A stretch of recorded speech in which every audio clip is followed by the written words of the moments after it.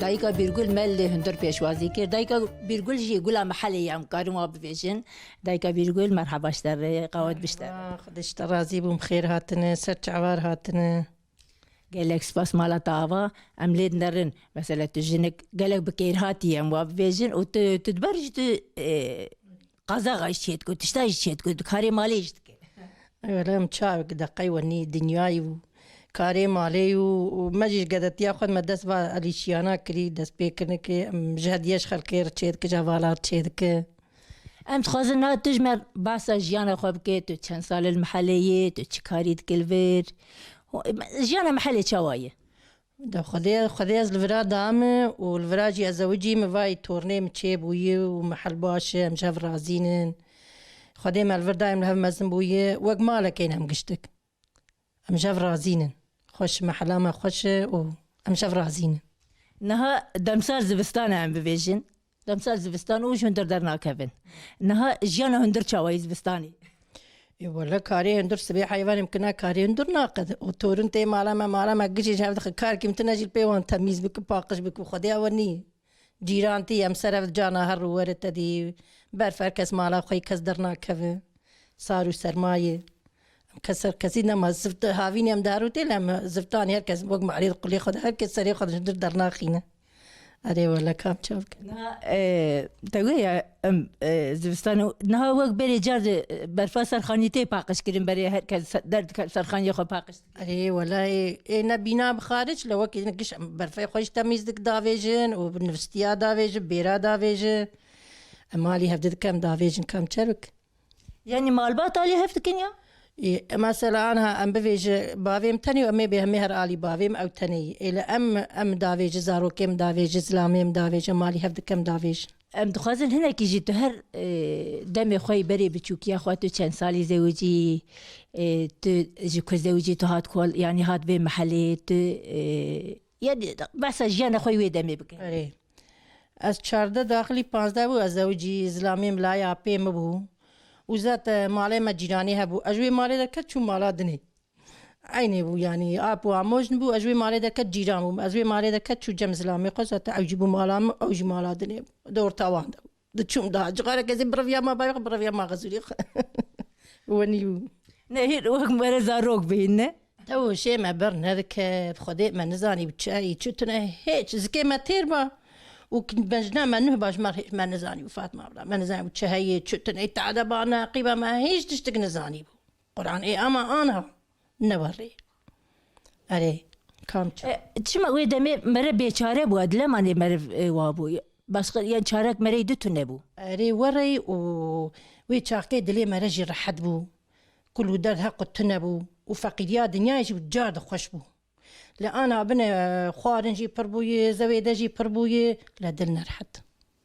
أم سبي عيفار لكاربو لإيشبو لبامبو لتشابيبو لفندقابو ما تتعم يعني دلي ما نديشيا لجاني ما نديشيا دلي ما رحت وي أنا أم تكاري جناك دلي ما ديش جاني ما ديش چما دلي ما ديش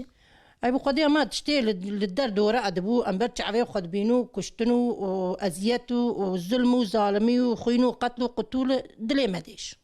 ما متشارك أم دك الناكجي تشتك كسر هقيا نامش أواني دلي ما ديش دلي ما نرحد فقيد يا دنيا ودلي ما رحد بو خوش بو أنا نخوش ام تخوازن هنا كي باسوان روجي خوي تاقو ام دچون كار ام دچون چاپي ام دچون هنا كي باسوان روجا بك ازانم ته هستيار بود هري خدي از چنه گده و از زوجي از بوكا 15 روجا بو از چو ايش ام دچو چاپي پفتر ام دچو پمبو ام واري دهاجي گده كي خسام گشور بو پیشش گده بو مگسري گشاد ششت مکنجي گشاد ششت ام جي جاج چوليش ده ما کار دکرت دي أي إيجاري جارد جي ما خوش بو ما نزاني بجاني ما ديش مسالي خل ساعات كداتان إما تقول قيم هيج نبتلي إي أنها نوري دلي ما ويت شاكير رحت بو جاني ما رحت بو أم بر دنياي ندكت أنا رحتي تشي بو يدلي ما نرحت أم ذكرناك الناس سعاد رحت وندل رحت أم تشاك مثلا ام بنت تبين زاروك بو زاروكا تشيبو يعني تبو دايكا زاروكا تشوا خدان كر زاروكي خويا تزان بولوان بناريا وخدي خسامة عولي خسامة وجامع كتشكا عولي جمر تدي خدي كرن إجاز علمي أز قدك خور مزنبو أجي تشوفو قدك ميتشو أز قدك قد تفد مزنبو أري وني درباس بو أما در مزنبو خزي قدي مهور باتش خوش بولي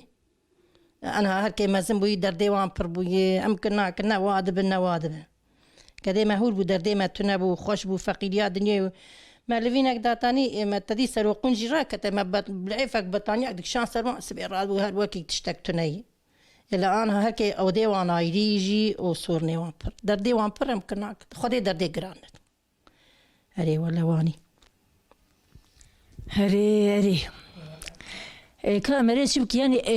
جيان وايه تبيجي كسي بي دردو بي كل تنية زواج تر بيجم لجرد مثلا تجرنا لهنا كات نرت خوازيا خوب خواتينا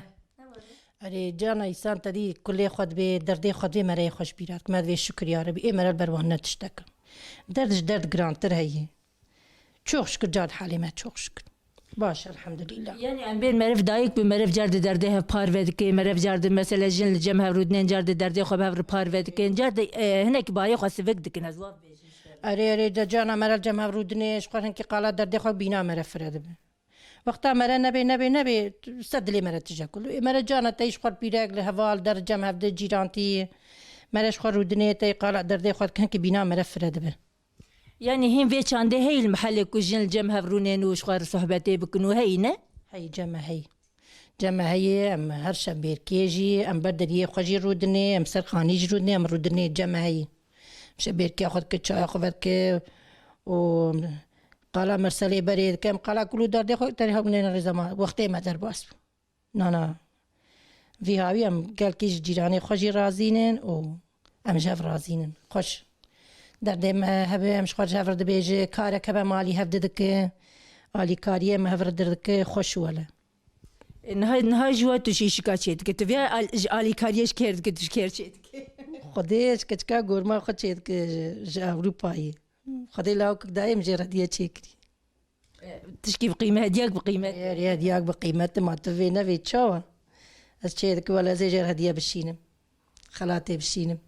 ايوه كده مسألة جغيني في كاري ام بيجي